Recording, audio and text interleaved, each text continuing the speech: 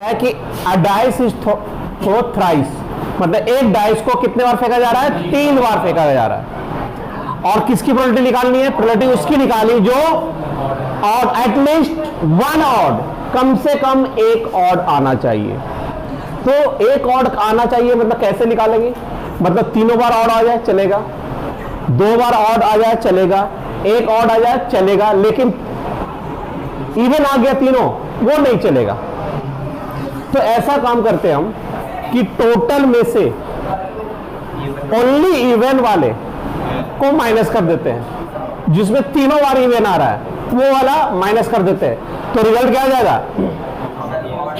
है तो रिजल्ट ये आ जाएगा कि एटलीस्ट 1 ऑड आ जाएगा।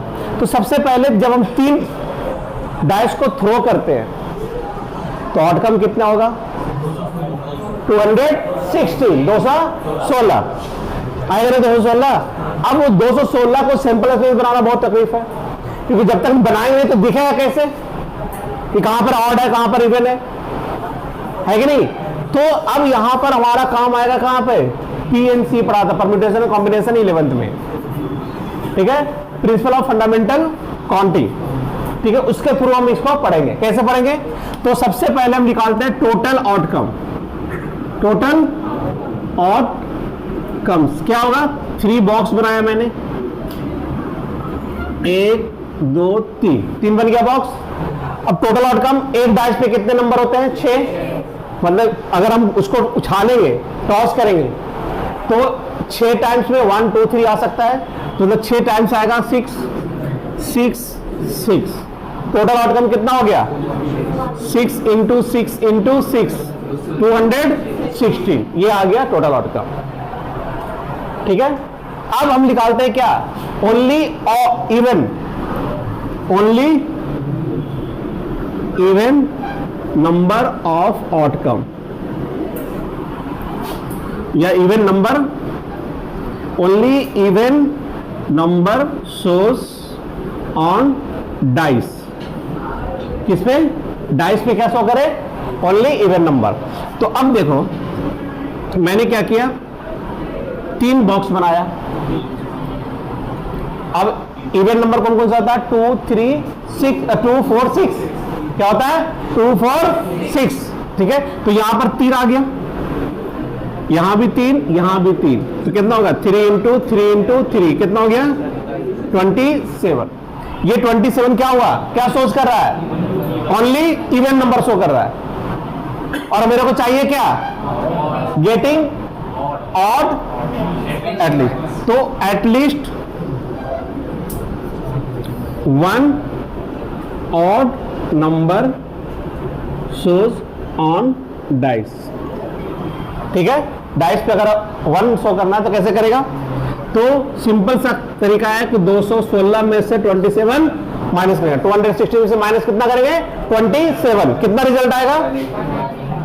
189, ठीक है, 189। और यही मेरा फेवरेबल आउटकम है, यही है ना। तो प्रोबेबिलिटी ऑफ आउटकम क्या होगा? प्रोबेबिलिटी ऑफ क्या होगा? फेवरेबल आउटकम 189 और 216। इसको कैंसिल करो, कितना आएगा कैंसिल करके?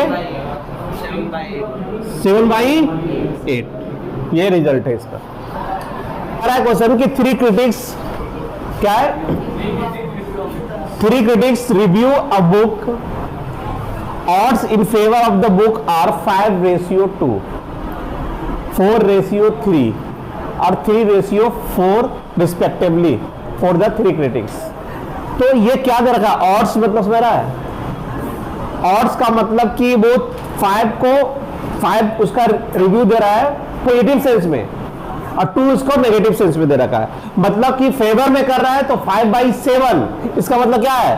प्रोबेबिलिटी 5/7, और उसका मतलब क्या है? 4/7, और उसका मतलब है 3/7,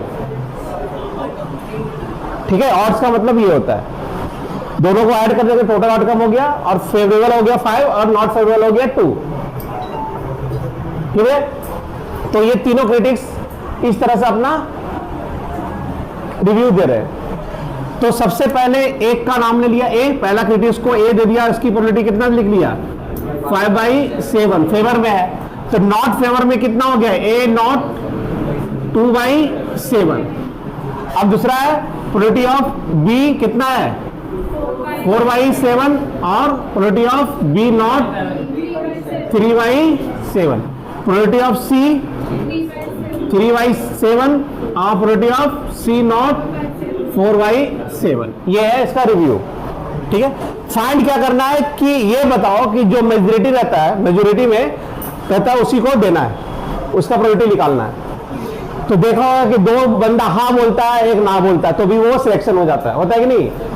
तुम लोग टीवी पे देखता होगा कि दो बंदा बोला हाँ, ये 3 क्रिटिक्स में बैठा रहेगा, दो ने कहा हम उसको पास करते हैं, तो वो सिलेक्शन में आ जाता है। एक चाहे करे या ना करे, और तीनों करता तो पास होगा ही होगा, लेकिन एक पास यस बोलता है और दो नो बोलता तो सिलेक्शन नहीं होता है। तो इसका मतलब सिलेक्शन किसका करेगा, मतलब मेजोरिटी कब आएगा, जब प्रोबेबिलिटी ऑफ मेजोरिटी निकालना है। प्रोबेबिलिटी ऑफ इवेंट का क्या होगा, मेजोरिटी किसका होगा, अगर तीनों ने हाँ बोल दिया, मान लिया ये तीनों ने हाँ बोल दिया, क्लियर। दूसरा कंडीशन ये हो सकता है कि पहले ने हाँ बोला, दूसरे ने भी हाँ बोला, तीसरे ने हाँ नहीं बोला। तीसरा क्या कंडीशन होगा कि ए ने हाँ बोला, बी ने ना बोला और तीसरे ने हाँ बोला। ऐसा हो सकता है कि पहले ने ना बोला, इसने हाँ बोला और ये, अब तो कुछ नहीं होगा, ये कंप्लीट हो गया। तो ये इसका सम निकाल लेंगे, मेरा मेजोरिटी का प्रोबेबिलिटी निकल जाएगा। ठीक है, तीनों ना करने तो मेजोरिटी थोड़ी है, वो नहीं होगा ना। अब इसकी प्रोबेबिलिटी इसके अकॉर्डिंग रख देंगे, 5/7 इंटू 4/7 इंटू 3/7 प्लस कितना हो जाएगा, ये 5/7 4/7 और उसके बाद 4/7 प्लस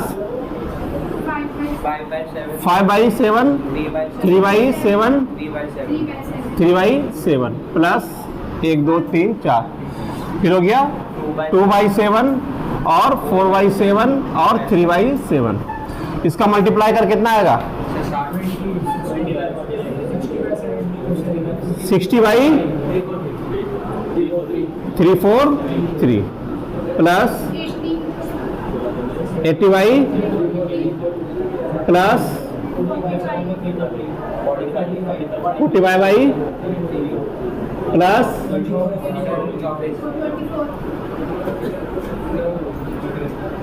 सबका सम कितना होगा,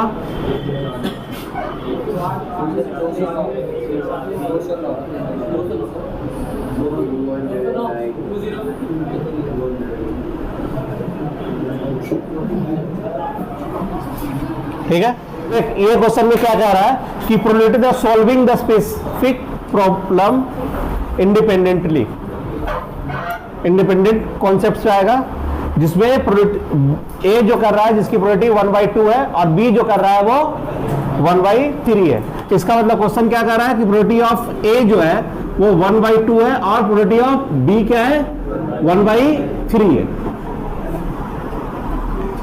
if both try to solve the problem, दोनों मिलकर क्या है उस प्रॉब्लम को सॉल्व करना चाह रहा है, ठीक है, independently. Find the probability the problem is solve, और दूसरा exactly one of them solve. एक कहता है प्रॉब्लम सॉल्व हो गया, दूसरा कहता है कि दोनों में से कोई एक सॉल्व कर सकता है। तो मतलब प्रॉब्लम सॉल्व हो गया मतलब दोनों मिलकर सॉल्व किया होगा। तो तुम्हारे को पहला निकालना है ए यूनियन बी। तो ए यूनियन बी निकालने के लिए तुम्हारे पास एक और चीज होना चाहिए, probability of A intersection B. तो उसके लिए सबसे पहले इंडिपेंडेंट लिखा हुआ है तो जानते हैं probability of A, probability of B, probability of A intersection B equal to 1/2 into 1/3, कितना आ जाएगा 1/6। अब फर्स्ट पार्ट का कर रहा है प्रॉब्लम सॉल्व, तो इसका निकालना है A union B, probability of A plus probability of B minus probability of A intersection B.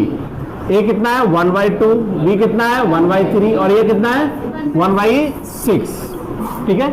LCM निकाल ले, 6 3 2 -1 कितना हो जाएगा ये 4/6 2/3। ये हो गया पहला पार्ट का आंसर। दूसरा कह रहा है कि वन ऑफ देम सॉल्व, दूसरा क्या कर रहा है, एक सॉल्व करता है तो दूसरा सॉल्व नहीं करता है, तो probability of exactly one of them solve. ठीक है, तो क्या होगा, probability of A into probability of B not, B नहीं करता है, plus probability of B into probability of A not. इसको लिख सकते, probability of A into 1 minus probability of B है, plus probability of B into probability of 1 minus probability of A. Clear? Probability of A कितना है, 1/2 into 1 minus 1/3 कितना हो जाएगा, 2/3। ये हो जाएगा 1/3 और ये होगा 1/2, 2/6 प्लस 1/6, 3/6, 1/2। ये तुम्हारा आंसर है, ये आंसर। ठीक है, बेस थ्योरम 12th में बोर्ड के एग्जाम के पॉइंट ऑफ व्यू से वेरी इंपॉर्टेंट है। ठीक है, इससे तुम लोग को केस स्टडी आने वाले हैं और एक क्वेश्चन 100% आएगा ही आएगा। अब आता है एक्चुअली में ये होता क्या है, ये किस तरह वर्क करता है। तो सबसे पहले ये वैसा प्रोबेबिलिटी होता है जिसमें कंसेक्यूटिव 2 प्रोबेबिलिटी होनी चाहिए, मतलब एक इवेंट होने के बाद दूसरा इवेंट होता है। अगर जब तक पहला इवेंट नहीं होगा दूसरा इवेंट नहीं होगा। आई बात समझ में? तुमको जैसे क्लास लेनी है, ठीक है, क्लास लेना है तो यहां पर 2 इंस्टीट्यूट है, 2, 3, 4 जो भी है, तो सबसे पहले तुमको क्या करना पड़ेगा, जब तक तुम इंस्टीट्यूट को सिलेक्ट नहीं करेगा तब तक तुम क्लास नहीं ले सकता। तो पहले इंस्टीट्यूट को सिलेक्ट करना पड़ेगा, उसके बाद अंदर जाके क्लास को सिलेक्ट करना पड़ेगा, कौन सा सब्जेक्ट पढ़ना है। तो ये होता है कॉन्सिक्यूटिव। ठीक है, दूसरा कॉन्सेप्ट ये देखो कि यहां पर 3 रूम है, सपोज 3 रूम में कुछ मैंने ऑब्जेक्ट रख दिया, मान लिया ऑब्जेक्ट में मान लिया बॉल रखा तीनों रूम में, और एक बॉल में 5 बॉल रेड कलर का रखा और 4 बॉल व्हाइट कलर का रखा, रेड और व्हाइट रखा। हर एक रूम में इस तरह से रेड और व्हाइट रखा। पहले रूम में 5 रेड 4 व्हाइट, दूसरे रूम में 4 रेड 5 व्हाइट, तीसरे रूम में 3 रेड और 6 व्हाइट। इस तरह से मैंने रख दिया, रखा। अब बोलेंगे तुमसे, किसी एक से बोला कि जाओ बॉल लेके आओ रेड कलर का, तो क्या करेगा तुम लोग, क्या करेगा, सबसे पहले तुम रूम को सिलेक्ट करेगा। जब तक रूम को सिलेक्ट नहीं करेगा बॉल ला नहीं सकता, और जब रूम के अंदर एंट्री मार दिया फिर वहां भी एक सिलेक्शन करना पड़ेगा, और वो सिलेक्शन या तो बॉल रेड बॉल होगा या तो व्हाइट, जो बोलेगा उस कलर का बॉल लेकर आएगा। तो वहां भी सिलेक्शन, तो 2 सिलेक्शन हुआ, वो दोनों सिलेक्शन पहले सिलेक्शन के ऊपर दूसरा सिलेक्शन हुआ। जब तक पहला सिलेक्शन करेंगे नहीं दूसरा सिलेक्शन होगा नहीं। तो ऐसे सिचुएशन में क्या होता है, हम लोग बेस थ्योरम अप्लाई करते हैं। ठीक है, तो एक कॉन्सेप्ट यहां देखना, हम मान लिया कि 2 कंटेनर ले लिया, ठीक है, ये 2 कंटेनर ले लिया, इसका नाम लिख दिया फर्स्ट और इसका नाम लिख दिया सेकंड। अब इसमें मैंने क्या किया, रेड बॉल को 5 कर दिया और व्हाइट बॉल को 4 कर दिया। यहां पर रेड बॉल को 3 कर दिया और व्हाइट बॉल को 6 कर दिया, इस तरह कर दिया। और तुमसे बोला जाता है क्या, कि जाके बॉल निकाल के आओ रेड कलर का। किस कलर का, रेड कलर का। तो तुम्हारे मन में कंफ्यूजन होगा कि क्या करें, तो सबसे पहले तुमको सिलेक्शन करना पड़ेगा, किसका, बॉल का करेगा या कंटेनर का, कंटेनर का। ठीक है, ठीक है, तो सबसे पहले हम क्या करेंगे, एक रिप्रेजेंटेशन करेंगे कि इवन पहला काम क्या करता है, सिलेक्शन किसको कर रहा है, कंटेनर का, किसका, तो यहां सिलेक्शन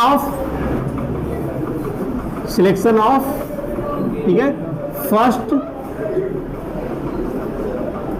कंटेनर। ठीक है, दूसरा होगा E2 selection of second container. ये दोनों कंटेनर है, 3 भी हो सकता है। अब जब इन दोनों की प्रोबेबिलिटी निकालेंगे, प्रोबेबिलिटी ऑफ कंटेनर, तो कंटेनर में आपस में प्रोबेबिलिटी निकालना है, किसमें निकालना है, कंटेनर में प्रोबेबिलिटी निकालना है। किसमें? कंटेनर में प्रोबेबिलिटी निकालना है। तो इन दोनों में से कौन कितने कंटेनर? 2। तो फर्स्ट का सिलेक्ट करना पड़ेगा, तो क्या करेंगे? 1/2 प्रोबेबिलिटी ऑफ E2 कितना होगा? 1/2। और याद रखना जितने भी ये E1 E2 E3 सब निकलने के बाद सबका सम 1 होता है हमेशा। क्या होना चाहिए कि प्रोबेबिलिटी अभी 2 है तो probability of E1 plus probability of E2 का सम 1 होना चाहिए, तो कंपलसरी है। ठीक है, अब यहां पे इसके बाद ये सिलेक्शन हो गया, उसके बाद मैंने ए रिप्रेजेंट किया। ठीक है, क्या कर रहा है? ए डिनोट क्या कर रहा है? वो सिलेक्शन ऑफ रेड बॉल। किसका? रेड बॉल का सिलेक्शन ए रिप्रेजेंट कर रहा है। तो अब ए जो सिलेक्ट करेंगे वो 2 कंटेनर में से किसी एक में करेंगे। तो अगर मैंने सिलेक्ट किया होगा फर्स्ट कंटेनर को, तो उसमें निकालेंगे a ball, A given that E1। A जो है वो कहां गिवन है? E1। और ए क्या है? Selection of red ball, selection of red ball. तो मैंने रेड बॉल को सिलेक्ट किया। रेड बॉल कितने हैं? 5/9। ठीक है, फिर रेड बॉल और कहां से आ सकता है? सेकंड हो सकता है, तो कितना हो जाएगा ये? 3/9। अब ये सिचुएशन कंप्लीट हो गया, लेकिन अभी तक हमको सिलेक्शन कहां? ये तो मैंने बोला, तुमने ये जाके किया और मेरे सामने अब रखना है तुम्हारे को। तो रखना है तो क्या रखना है? प्रोबेबिलिटी ऑफ रेड बॉल का। किसका? टोटल रेड बॉल का। Probability of total selection of red ball. ठीक है, रेड बॉल का सिलेक्शन निकालना है। तो क्या करेंगे हम इसमें? करस्पॉन्डिंग मल्टीप्लाई करते हैं, E1 into probability of A over E1। ये करस्पॉन्डिंग मल्टीप्लाई हुआ। ठीक है, plus probability of E2 into probability of E2। Clear? तो इससे क्या लिखा? E1 कितना हो गया? 1/2 इंटू E2 कितना हो गया? 5/9। ये हो गया 1/2 इंटू 3/9। ये निकल गया। इसे कहते हैं टोटल प्रोबेबिलिटी। क्या कहते हैं? टोटल प्रोबेबिलिटी निकला। अब ये तो निकाल दिया मैंने, इसमें निकल गया, लेकिन क्वेश्चन में आगे आता है, अभी तक बेस थ्योरम नहीं, अभी हम लोग टोटल प्रोबेबिलिटी निकाल दिया मैंने। किसका? रेड बॉल का। लेकिन क्वेश्चन में कहेगा कि find the probability of first container of red ball. अगर आपने रेड बॉल निकाला है फर्स्ट कंटेनर में, तो उसकी प्रोबेबिलिटी क्या होगी? तो यहां पर क्या करेंगे? ये प्रोबेबिलिटी ऑफ E1/A, माने E1 गिवन दैट A। मतलब इस बार हम कंटेनर ऑफ फर्स्ट निकाला है जिसमें से रेड निकाला है। तो ये तुम्हारा बेस थ्योरम है। ये आखिरी लाइन में लिखा होता है, मेंशन किया होता है कि कैसे निकालना, किससे निकाल के लाया है तुम, किसके बारे में बात किया गया। फाइनली ये तो आने के चांसेस ये हो गया कि रेड बॉल इस तरह से इतना टोटल आ सकता है, लेकिन तुम्हारा फेवरेबल आउटकम क्या होने वाला है? फर्स्ट कंटेनर का क्या या सेकंड कंटेनर का, किसी एक का मेंशन किया रहेगा। अगर तुम्हारा फर्स्ट कंटेनर का आ रहा है तो यहां पर क्या हो गया? तो वो फेवरेबल आउटकम हो गया कि तुमने फेवर किसको किया? पहले कंटेनर को। तुमने लाना पसंद किसको किया? पहले कंटेनर को। या तुमको बोला गया किससे लाना है? पहले कंटेनर को।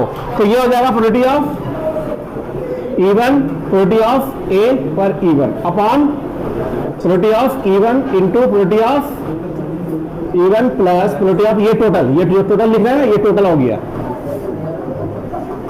तो मैंने पिछले क्लास में बताया था कि प्रोबेबिलिटी हमेशा एक ही कॉन्सेप्ट पे काम करता है, फेवरेबल आउटकम अपॉन। तो अब यहां प्रोबेबिलिटी के अंदर भी एक फेवरेबल आउटकम ये है और टोटल आउटकम ये है। तो पहले टोटल आउटकम निकालना पड़ा, उसके बाद हम उसके अंदर चला गया प्रोबेबिलिटी के अंदर।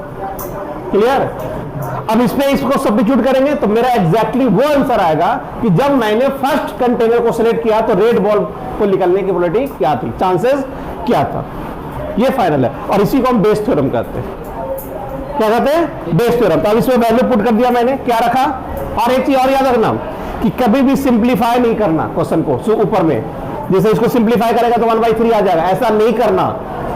क्यों नहीं करना बताते हैं। देखो 1/2 इंटू 5/9, यहां पर क्या करेगा? 1/2 इंटू 5/9 प्लस 1/2 इंटू 3/9। देख सबके नीचे 9 2 और 9 है, कॉमन निकाले कैंसिल हो जाएगा। बचेगा क्या तुम्हारा? पता है 5 और यहाँ 5 प्लस 3 5/8, ये आंसर फाइनल। ये कैलकुलेशन आसान कर देता है। ठीक है, तो यही एग्जैक्टली थ्योरी है वेज थ्योरम की, जिसको हम क्वेश्चन के ऊपर काम कर दिया।